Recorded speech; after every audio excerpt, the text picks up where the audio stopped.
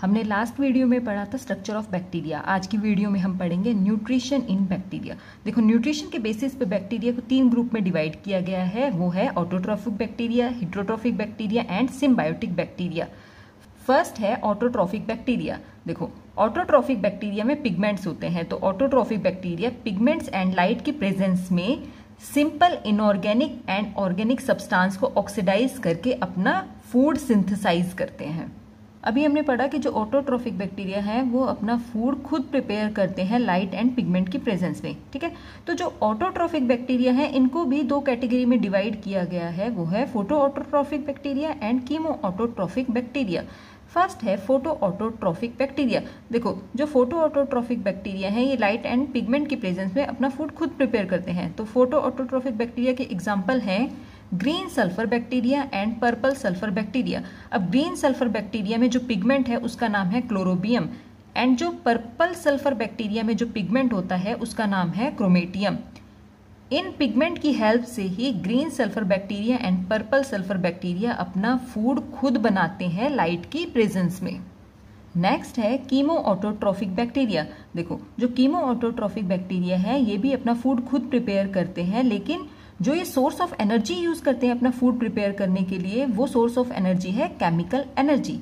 ठीक है, chemo autotrophic bacteria के एग्जांपल हैं फेरोबैसिलस, नाइट्रोसोमोनाज एंड नाइट्रोबैक्टर। अभी हमने ऑटोट्रॉफिक बैक्टीरिया के बारे में पढ़ा, अब हम पढ़ेंगे हेटेरोट्रॉफिक बैक्टीरिया के बारे में। जो हेटेरोट्रॉफिक बैक्टीरिया है ये अपना फूड खुद प्रिपेयर नहीं करते, ये अपने फूड के लिए दूसरे ऑर्गेनिजम्स पर डिपेंडेंट होते हैं। हेटेरोट्रॉफिक बैक्टीरिया 2 टाइप के होते हैं, पैरासाइट्स एंड सैप्रोफाइट्स। जो पैरासाइट्स हैं इन्हें पैरासिटिक बैक्टीरिया बोलते हैं एंड जो सैप्रोफाइट्स हैं इन्हें सैप्रोफिटिक बैक्टीरिया बोलते हैं।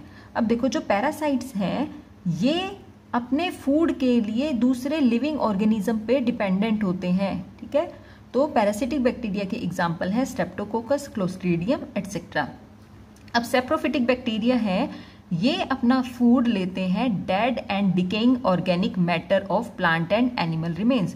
देखो, जो प्लांट एंड एनिमल का dead and decaying organic matter होता है उससे सैप्रोफिटिक बैक्टीरिया अपना फूड लेते हैं। सैप्रोफाइट्स के एग्जाम्पल हैं बैसिलस माइकोइड्स, बैसिलस रेमुसस एटसेट्रा। अभी हमने हेटेरोट्रॉफिक बैक्टीरिया के बारे में पढ़ा था, अब हम पढ़ेंगे सिम्बायोटिक बैक्टीरिया के बारे में। देखो, कुछ बैक्टीरिया ऐसे होते हैं जो फूड एंड शेल्टर के लिए दूसरे ऑर्गेनिज्म के साथ म्यूचुअल रिलेशन में रहते हैं। ठीक है, अब देखो, जो म्यूचुअल रिलेशन होता है वो ऐसा रिलेशन होता है जिसमें बैक्टीरिया दूसरे ऑर्गेनिज्म को हार्म नहीं करता, ना ही दूसरा ऑर्गेनिज्म बैक्टीरिया को हार्म करेगा, जबकि दोनों एक दूसरे को बेनिफिट ही देते हैं। इसका एग्जाम्पल है राइजोबियम लेग्यूमिनोसरम बैक्टीरिया। देखो, जो राइजोबियम बैक्टीरिया है ये लेग्यूमिनस प्लांट की रूट नोड्यूल्स में रहता है।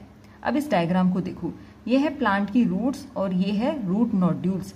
इन रूट नोड्यूल्स में ही ये राइजोबियम बैक्टीरिया रहता है। ठीक है, तो जो ये रूट है ये राइजोबियम बैक्टीरिया को प्रोवाइड कर रही है shelter. In return rhizobium bacteria nitrogen fix करता है जिसको प्लांट यूज करता है अपनी ग्रोथ के लिए। तो इस तरह से rhizobium bacteria and leguminous plant एक दूसरे के साथ म्यूचुअल रिलेशन में रहते हैं। तो आज की वीडियो में हमने पढ़ा न्यूट्रिशन इन बैक्टीरिया।